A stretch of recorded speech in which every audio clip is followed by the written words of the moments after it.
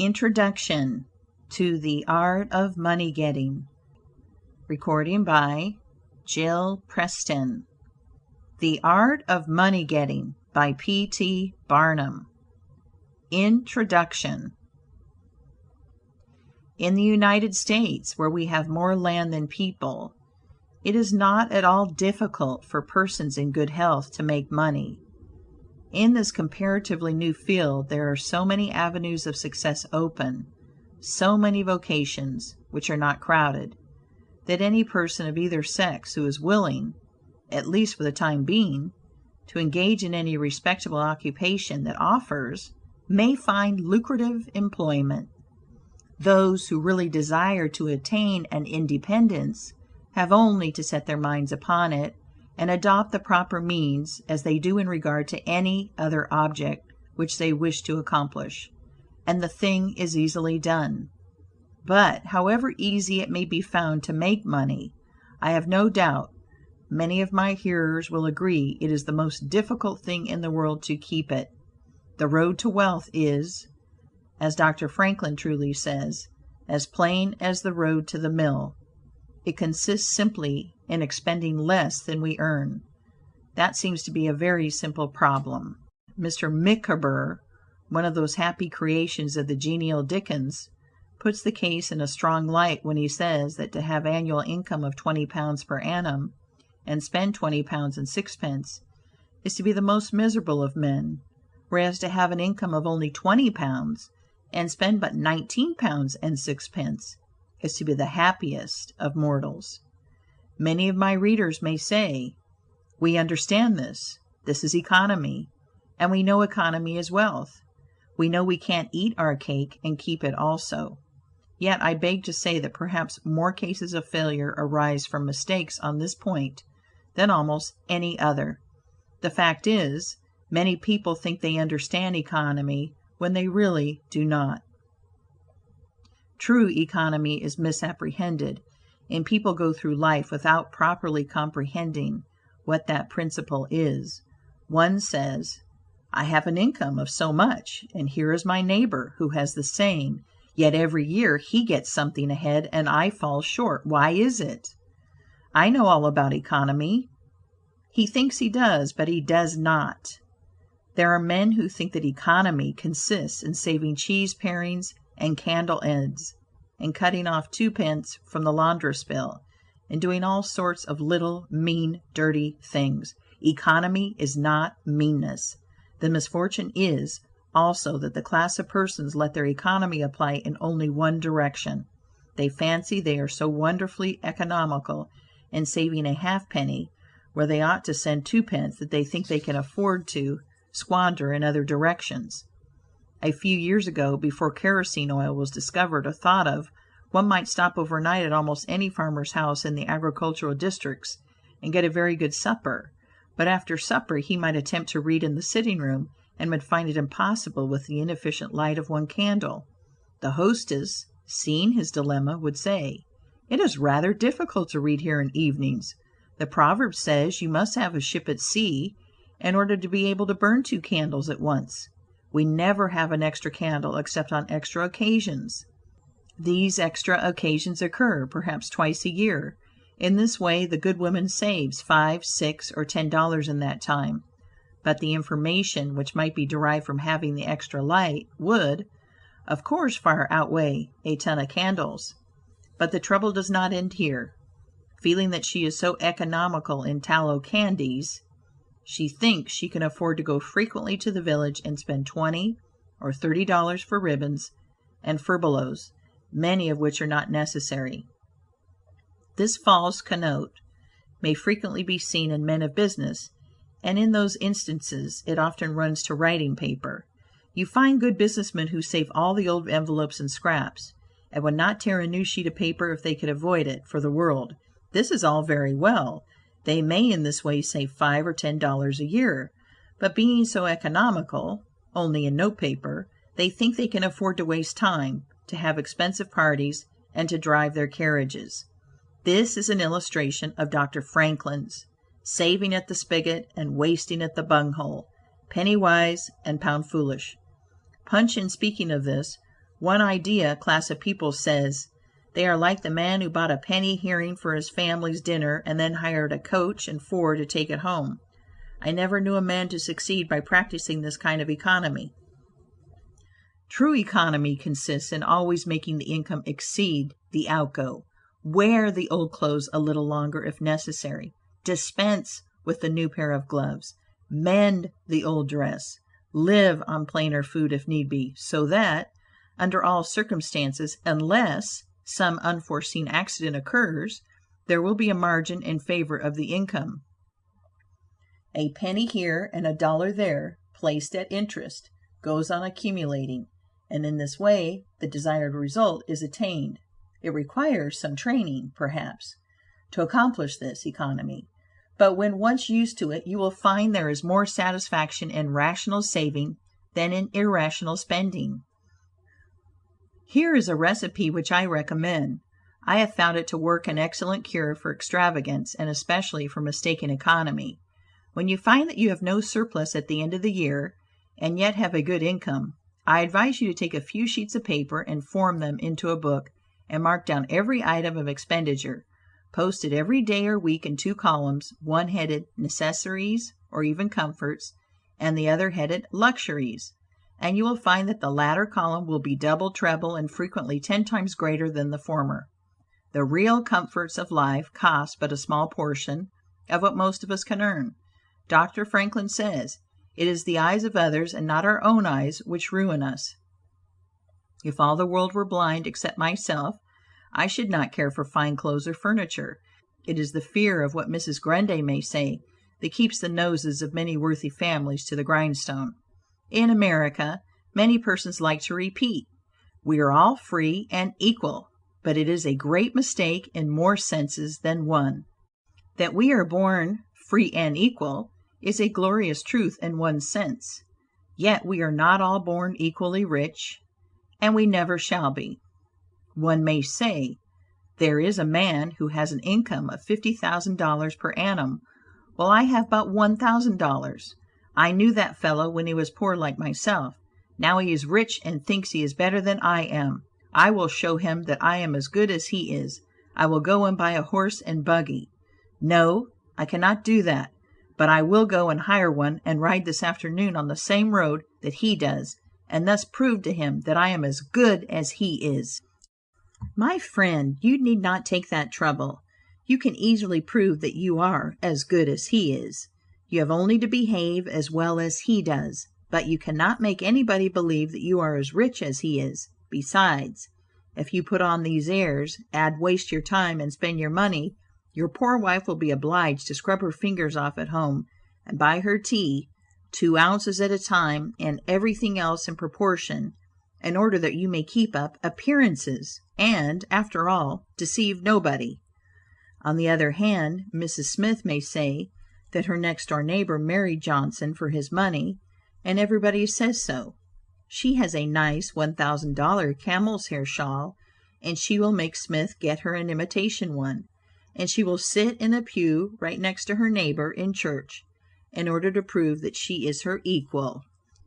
My good woman, you will not get ahead in the world if your vanity and envy thus take the lead. In this country, where we believe the majority ought to rule, we ignore that principle in regard to fashion, and let a handful of people, calling themselves the aristocracy, run up a false standard of perfection, and endeavoring to rise to that standard, we constantly keep ourselves poor, all the time digging away for the sake of outside appearances. How much wiser to be a law unto ourselves and say, we will regulate our outgo by our income, and lay up something for a rainy day. People ought to be as sensible on the subject of money getting as on any other subject. Like causes produces like effects. You cannot accumulate a fortune by taking the road that leads to poverty. It needs no prophet to tell us that those who live fully up to their means, without any thought of a reverse in this life, can never attain a pecuniary independence. Men and women accustomed to gratify every whim and caprice will find it hard, at first, to cut down their various unnecessary expenses, and will feel it a great self-denial to live in a smaller house than they have been accustomed to, with less expensive furniture, less company, less costly clothing, fewer servants, a less number of balls, parties, theater goings, carriage ridings, pleasure excursions, cigar smokings, liquor drinkings, and other extravagances. But, after all, if they will try the plan of laying by a nest egg, or in other words, a small sum of money, at interest or judiciously invested in land, they will be surprised at the pleasure to be derived from constantly adding to their little pile, as well as from all the economical habits which are engendered by this course. The old suit of clothes and the old bonnet and dress will answer for another season. The croton or spring water tastes better than champagne. A cold bath and a brisk walk will prove more exhilarating than a ride in the finest coach. A social chat, an evening's reading in the family circle, or an hour's play of hunt the slipper and blind man's buff will be far more pleasant than a $50 or $500 party, when the reflection on the difference in cost is indulged in by those who begin to know the pleasures of saving. Thousands of men are kept poor, and tens of thousands are made so after they have acquired quite sufficient to support them well through life. In consequence of laying their plans of living on too broad a platform, some families expend $20,000. Some families expend $20,000 per annum, and some much more, and would scarcely know how to live on less, while others secure more solid enjoyment frequently on a 20th part of that amount. Prosperity is a more severe ordeal than adversity, especially sudden prosperity. Easy come, easy go, is an old and true proverb.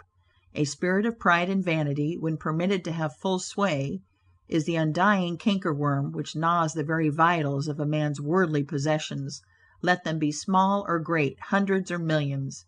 Many persons, as they begin to prosper, immediately expand their ideas and commence expending for luxuries, until in a short time their expenses swallow up their income, and they become ruined in their ridiculous attempts to keep up appearances and make a sensation. I know a gentleman of fortune who says that when he first began to prosper, his wife would have a new and elegant sofa.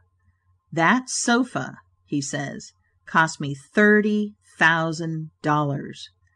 When the sofa reached the house, it was found necessary to get chairs to match, then sideboards, carpets, and tables to correspond with them, and so on through the entire stock of furniture, when at last it was found that the house itself was quite too small and old-fashioned for the furniture, and a new one was built to correspond with the new purchases.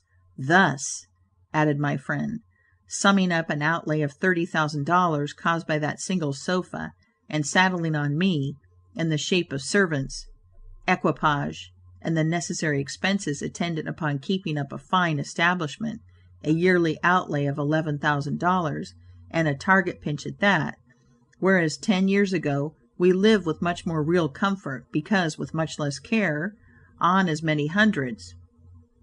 The truth is, he continued, that sofa would have brought me to inevitable bankruptcy, had not a most unexampled title to prosperity kept me above it, and had I not checked the natural desire to cut a dash. The foundation of success in life is good health. That is a substratum fortune. It is also the basis of happiness. A person cannot accumulate a fortune very well when he is sick. He has no ambition, no incentive, no force. Of course, there are those who have bad health and cannot help it. You cannot expect that such persons can accumulate wealth, but there are a great many in poor health who need not be so. If, then, sound health is the foundation of success and happiness in life, how important is it that we should study the laws of health, which is but another expression for the laws of nature. The nearer we keep to the laws of nature, the nearer we are to good health.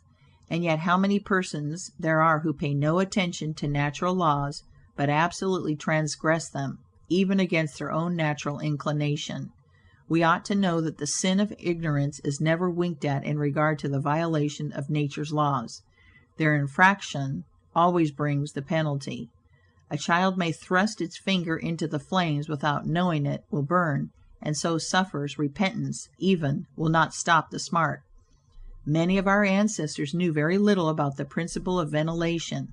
They did not know much about oxygen, whatever other gin they might have been acquainted with, and consequently they built their houses with little 7 by 9 feet bedrooms, and these good old pious Puritans would lock themselves up in one of these cells, say their prayers, and go to bed. In the morning they would devoutly return thanks for the preservation of their lives during the night, and nobody had better reason to be thankful. Probably some big crack in the window or in the door let in a little fresh air, and thus saved them. Many persons knowingly violate the laws of nature against their better impulses for the sake of fashion. For instance, there's one thing that nothing living except a vile worm ever naturally loved, and that is tobacco. Yet how many persons there are who deliberately train in a natural appetite, and overcome this implanted aversion for tobacco to such a degree that they get to love it. They have got hold of a poisonous, filthy weed, or rather that takes a firm hold of them.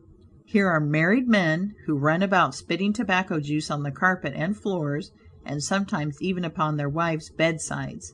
They do not kick their wives out of doors like drunken men, but their wives, I have no doubt, often wish they were outside of the house. Another perilous feature is that this artificial appetite, like jealousy, grows by what it feeds on. When you love that which is unnatural, a stronger appetite is created for the hurtful thing than the natural desire for what is harmless.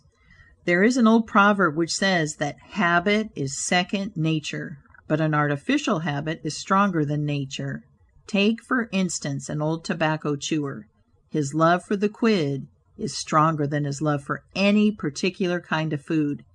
He can give up roast beef easier than give up the weed. Young lads regret that they are not men. They would like to go to bed boys and wake up men.